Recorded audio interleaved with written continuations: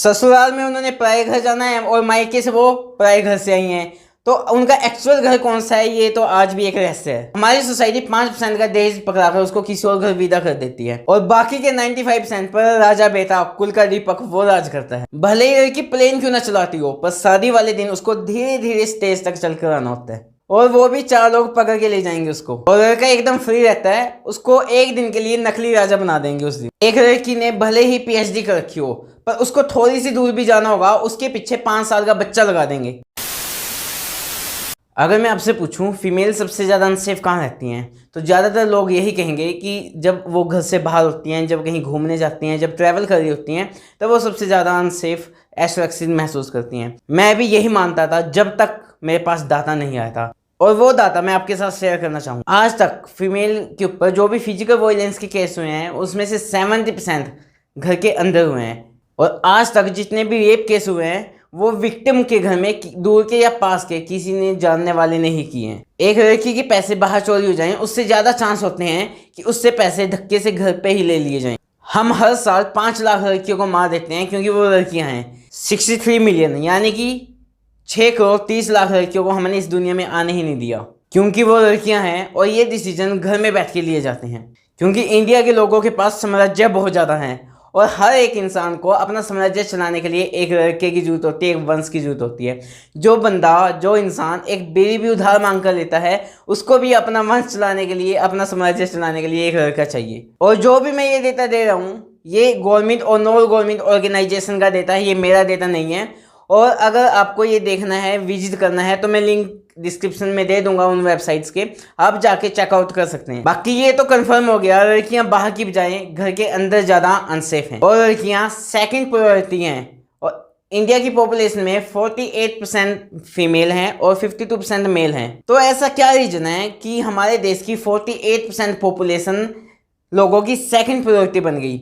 इसका reason simple सा है, जो कमजोर होता है उसको दबाया जाता है, जिसको लगेगा कि वो आपसे पंगा लेके बच सकता है। इसका मतलब ये नहीं लड़कियां कमजोर हैं, ऐसा नहीं है। भगवान ने लड़का और लड़की बराबर बनाए हैं, कुछ भी डिफरेंस नहीं रखा है। सिर्फ कुछ डिफरेंस रखे हैं, वो भी इसलिए रिप्रोडक्शन साइकिल कंप्लीट हो सके। इसलिए नहीं रखे कि कौन मालिक बनेगा, कौन ऑर्डर देगा, कौन कार चलाएगा, कौन प्लेन चलाएगा, या कौन घर के बाहर रहेगा या कौन घर के अंदर। अगर फिजिकल स्ट्रेंथ रेवलेंट होती तो सारे के सारे पहलवान हमारे देश पर रोल कर रहे होते। तो लड़कियां वीक तो नहीं है, पर इनको पर्पजली वीक बनाया जाता है और प्रॉपर प्लानिंग के साथ वीक बनाया जाता है। और इस ट्रेनिंग की शुरुआत उनकी बचपन से ही हो जाती है। जब बच्चा होता है, अगर वो लड़की हो, उसको खेलने के लिए बारबी डॉल, घर घर सारे के सारे केयरिंग एंड कोऑपरेटिव गेम दिए जाते हैं।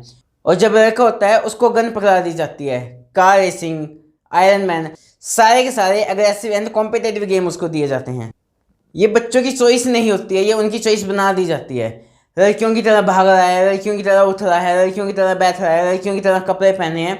और जब माँ बाप ये सारी की सारी चीज़ें अपने बच्चे को बोल रहे होते हैं तो उसकी बहन भी सारी चीज़ें सुन रही होती है, तो वो क्या सोचेगी? लड़कियों की तरह भागना यानी कि एक बहुत बेकार भागना होता है। एक लड़की लड़की के कपड़े पहन सकती है, पर एक लड़का जब लड़की के कपड़े पहन लेगा तो सभी ऐसा रिएक्ट करते हैं कि एक जैसे किसी छोटे स्तर के आदमी के कपड़े पहन ली। लड़कियों को बड़ा होते ही समझा दिया जाता है कि कैसे बैठना है, कहाँ जाना है, घर पे किस टाइम पहुंच जाना है। पर लड़के के लिए हर एक फ्रीडम है। एक लड़का जिप खोलकर यूरिनेट कर देता है रोड के ऊपर, वो लोगों के लिए नॉर्मल है। पर एक लड़की स्कर्ट पहनकर अगर उसी रोड पे आ जाए तो वो लोगों को एबनॉर्मल लगता है। आप खुद सोचिए दोनों में से क्या ज़्यादा एबनॉर्मल है।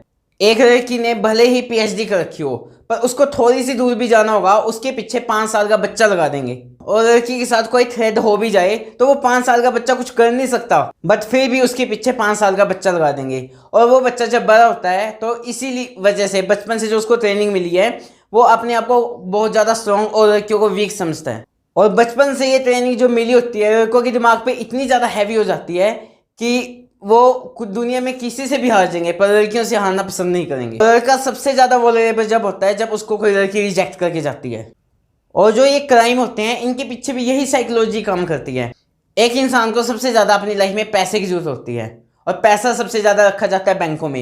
फिर भी बैंकों में चोरी सबसे कम होती है क्योंकि सबको पता है वहाँ का सिस्टम बहुत ज़्यादा स्ट्रॉन्ग है। उनको फांसी नहीं होगी पर वो पकड़े जाएंगे। लेकिन रेप केस आए दिन होते रहते हैं क्योंकि क्रिमिनल को ऐसा लगता है कि वो यहाँ पर ये क्राइम करके बच जाएगा, क्योंकि उसको ऐसा लगता है उसका विक्टिम बहुत ज्यादा वीक है और यहाँ पर वो क्राइम करता है तो बच जाएगा। और डोमेस्टिक वायलेंस केस में भी सेम साइकोलॉजी काम करती है। तो हमारी सोसाइटी होती है ये मेक श्योर करती है कि रस्म रिवाजों के मीडियम से ये सबके दिमाग में बैठ जाए कि लड़की लड़के से कमजोर होती है। कोई भी रिलीजन उठा के देख लिए सब में है ये। भले ही लड़की प्लेन क्यों ना चलाती हो, पर शादी वाले दिन उसको धीरे धीरे स्टेज तक चल कर आना होता है और वो भी 4 लोग पकड़ के ले जाएंगे उसको। और लड़का एकदम फ्री रहता है, उसको एक दिन के लिए नकली राजा बना देंगे उस दिन।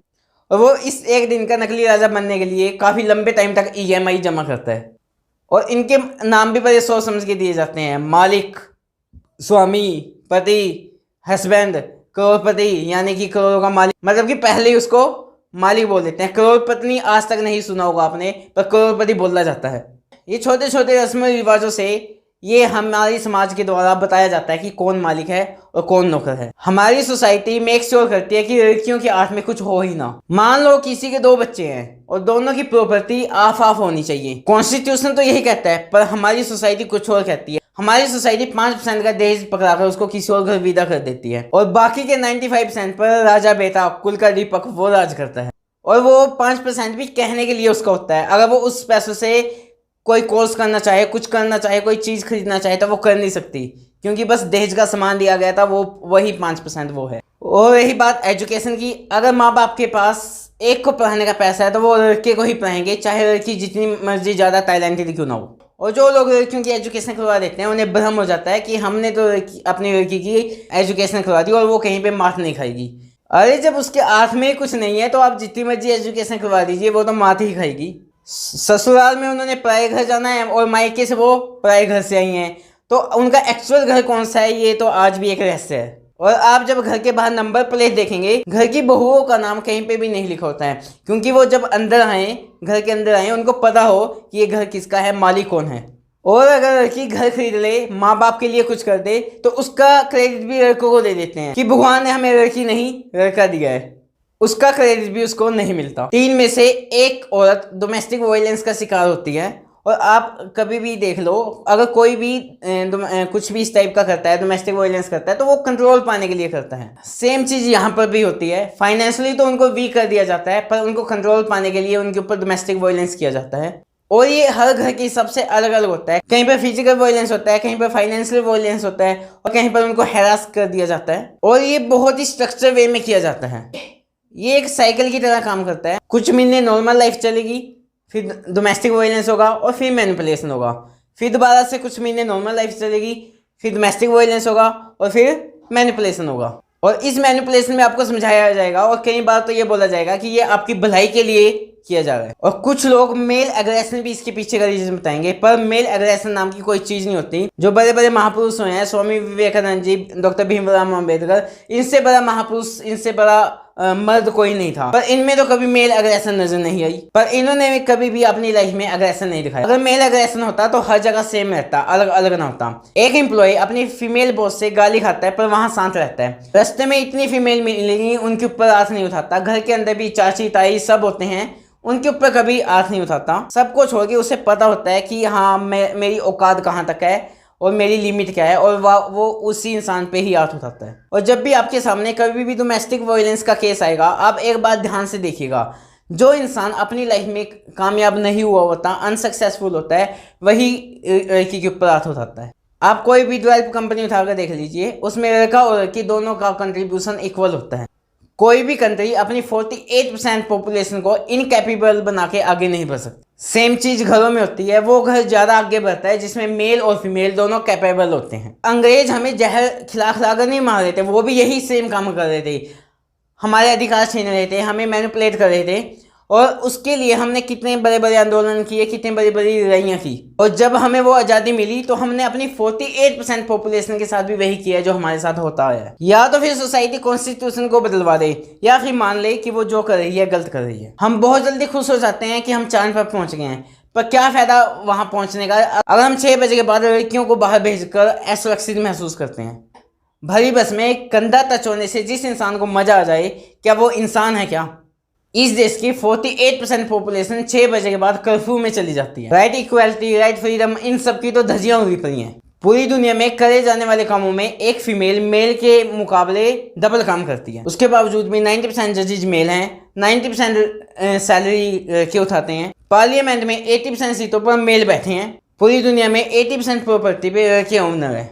ये सब सुनने के बाद आपको लग रहा होगा इन सब चीज़ों के पीछे लड़के जिम्मेदार हैं, पर ऐसा नहीं है। ये सब चीज़ें जो हमने डिस्कस की हैं ये सोसाइटी के अगेंस्ट डिस्कस की हैं। इस सोच को मानने वाले लड़के भी हैं, लड़कियां भी हैं। इसके अगेंस्ट में रहने वाले लड़कियां भी हैं और लड़के भी। और हाँ, जो हम ये सब चीज़ें डिस्कस कर रहे हैं ना, ये वुमेन राइट के इशू नहीं है, ये ह्यूमन राइट के इशू है।